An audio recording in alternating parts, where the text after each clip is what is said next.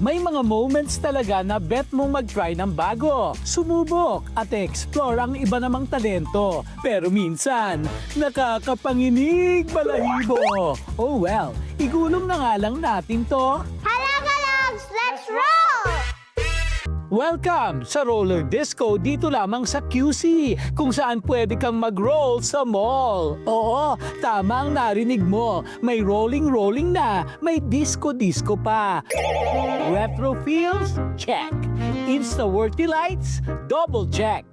Si roller disco is idea of our president kasi naalala niya na nung bata siya is tinuturuan siya ng kanyang father about roller disco.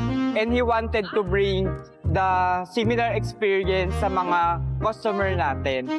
We started year 2021. Ang first branch ay sa Malabon branch. But due to good feedback from the roller disco skating community, nag-add din po tayo ng branch dito sa Quezon Avenue. Open for everyone, bata o matanda. First time money, may coaches din na makakasama.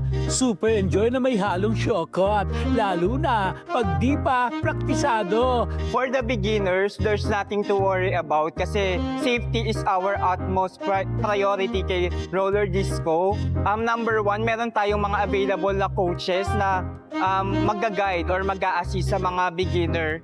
Number two, meron tayong training guide na pinaparent na pwede ring makatulong sa mga beginner. And syempre, mga safety gear including the helmet na included na po sa rental rate. And ang last feature ni roller disco ay engineered wood flooring yung gamit, kaya safety po talaga kahit bumagsak kayo ay hindi po kayo masasaktan. Kitang-kita naman ang patuloy na pagdagsa ng mga dayo. For me, I visit usually every week, and I've also had my birthday here. I had my birthday here as well, and the coaches here, they've taught me like 4 or 5 tricks.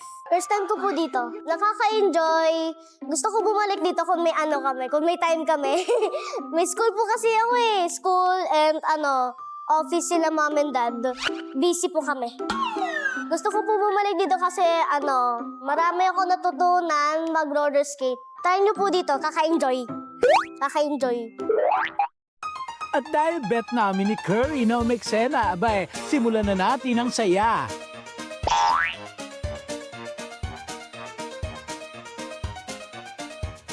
Wow! Parang ubos ang staff mga ma'am. Sir, parang bet ko na lang magpa.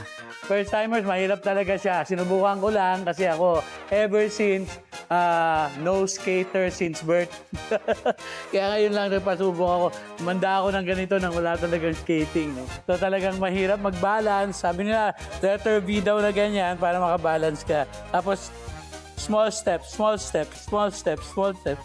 Medyo nalilito pa rin ako. So yan. So yung iba, nakakabilib kasi kaya na ng mga maliliit, ng mga teenagers. Pero yan, dapat nung bata pa ako, ginawa ko na to. Ito namang si Curry, fast learner ang atake. In fairness sa first timer, caring ng magbalanse. Siyempre, di rin ako nagpahuli.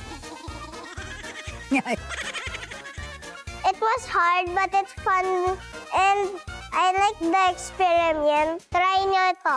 Walang edad-edad sa pagtatry ng something bago. Samahan lang ng ingat Remember na di ka limitado. Ang kailangan mo lang ay lakas ng loob at pwede ka nang magsimula na gawin ang mga bagay na sa'yo'y magpapasaya.